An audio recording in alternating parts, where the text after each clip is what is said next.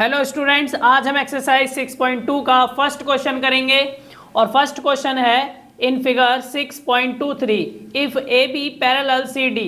क्या बोल रहा है? ये जो फिगर है यहाँ पर ये दे रखा है, इसमें बोल रहा है ए बी जो पैरेलल है सी डी के है। तो ए बी हमारा ये है और सी डी हमारा ये है, यानी ये वाली लाइन जो है वो इस वाली लाइन के पैरेलल है। और क्या बोल रहा है? C D parallel E F, यानी ये वाली लाइन जो है वो पैरेलल किसके है? ई एफ के है। और हमें क्या दे रखा है? y ratio z is equal to 3:7 है। y रेशियो z, y ये रहा हमारे पास और z ये रहा, इनका रेशियो किस में दे रखा है? 3:7। इसकी वैल्यू 3 और इसकी वैल्यू 7 है रेशियो में। ये एग्जैक्ट वैल्यू नहीं होती हैं, ये रेशियो में है। हमें निकालना है x, तो x की वैल्यू निकालनी है।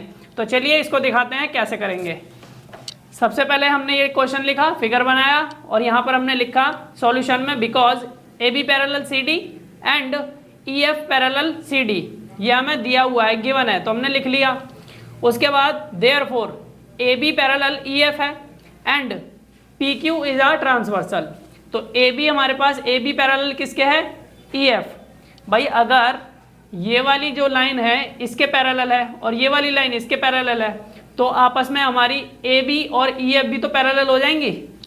ये इसके पैरेलल, ये इसके पैरेलल, तो ये आपस में भी पैरेलल हो जाएंगी। ये मैं आपको पहले भी बता चुका हूँ इंट्रोडक्शन वाली वीडियो में। अब यहाँ पर पी क्यू जो है, ये वाली लाइन जो है ये हमारी क्या है?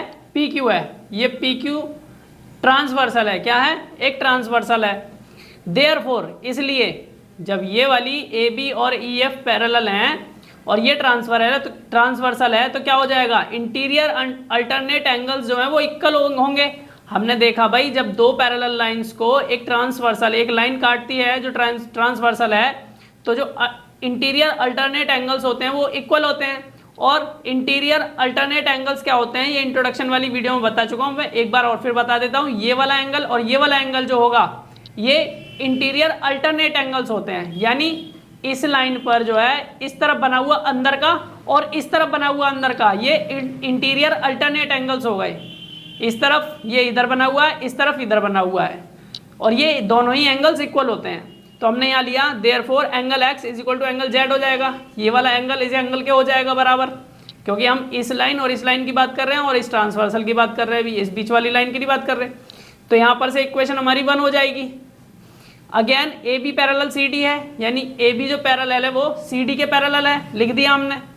Therefore interior opposite angles are supplementary, जो इंटीरियर अपोजिट एंगल्स होते हैं। अब देखो ये वाली पैरेलल, ये वाली लाइन और ये वाली लाइन पैरेलल है और ये ट्रांसवर्सल है, तो ये वाला एंगल और ये वाला एंगल जो होगा वो क्या होगा? इंटीरियर अपोजिट एंगल्स होंगे, यानी एक ही जो है अंदर की तरफ बने हुए अपोजिट साइड्स जो है, अपोजिट एंगल्स जो है वो क्या होते हैं? सप्लीमेंट्री होते हैं, यानी 180 डिग्री के होते हैं। सप्लीमेंट्री एंगल्स मतलब जिन दो एंगल्स का सम 180 डिग्री होता है उन्हें सप्लीमेंट्री एंगल्स बोलते हैं। यहाँ पर ये सप्लीमेंट्री एंगल्स हैं, यानी इन दोनों का जो सम होगा वो कितना होगा?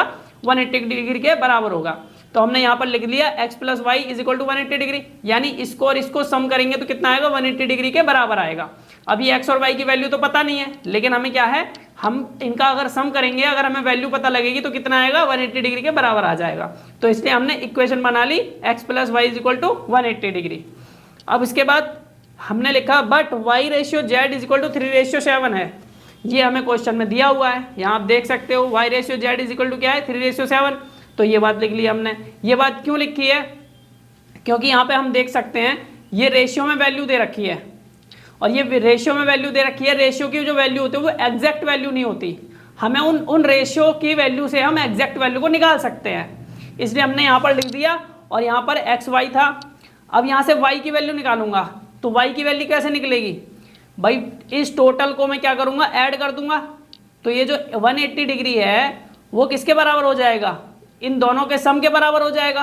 तो इन दोनों का सम 10 आ गया। y की वैल्यू निकालूंगा तो मैं यहाँ पर इन दोनों को नीचे लिखूंगा और 180 को ऊपर लिख दूंगा। इस 180 को 10 से डिवाइड करूंगा और मल्टीप्लाई 3 से करूंगा। 3 से क्यों करूंगा? क्योंकि मुझे y की वैल्यू निकालनी है और y का रेशियो है 3।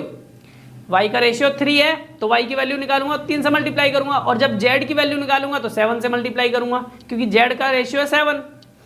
तो y की वैल्यू निकालने के लिए मैंने क्या कर दिया? 180 को डिवाइड किया 10 से, यानी कि इन दोनों रेशियो के सम से, और y की वैल्यू निकालने के लिए 3 वाला जो रेशियो है उससे मल्टीप्लाई कर दिया, तो कितना आया? 54। अब यहाँ से तो y की वैल्यू निकल गई हमारी। अब y की वैल्यू निकल गई। अब देखो मैं एक चीज़ और बता दूं आपको, यहाँ में मैंने जो z लिखा था यहाँ y लिखा है, तो y की वैल्यू निकाली है। अब मैंने z, यहाँ पर z कहाँ गया आप सोच रहे होगे, यहाँ पर ये इसको देखो x प्लस वाई लिखा है, तो x की वैल्यू हमें क्या है, हमारे पास क्या है, कुछ भी नहीं है। लेकिन y का जो मान है वो कितना दे रखा है, वो y का हमें रेशियो दे रखा है 3। लेकिन हम इस x की जगह पे z भी तो रख सकते हैं। यहाँ देख सकते हो x और z बराबर है ना, इक्वल है, तो x की जगह पे z रख सकते हैं और z की जगह पे x रख सकते हैं। तो इस z को हम x भी मान सकते हैं और इस x को z भी मान सकते हैं।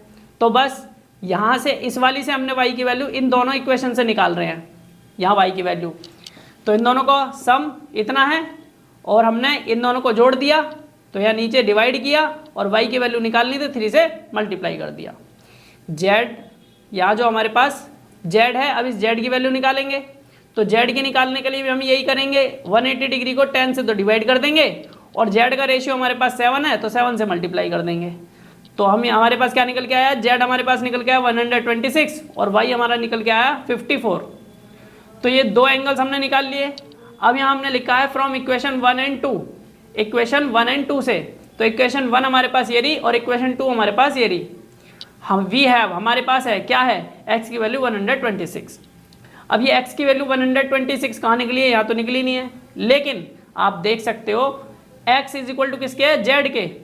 भाई z और x जो है इंटीरियर अपोजिट एंगल्स हैं, तो ये इक्वल होते हैं। जो वैल्यू z की आएगी वही x की आएगी, तो यहाँ पर हमने यही लिखा है कि x की वैल्यू क्या आ गई, 126 आ गई। तो ये हमारा पहला क्वेश्चन हो गया एक्सरसाइज 6.2 का। अपना नेक्स्ट क्वेश्चन अपनी नेक्स्ट वीडियो में करेंगे।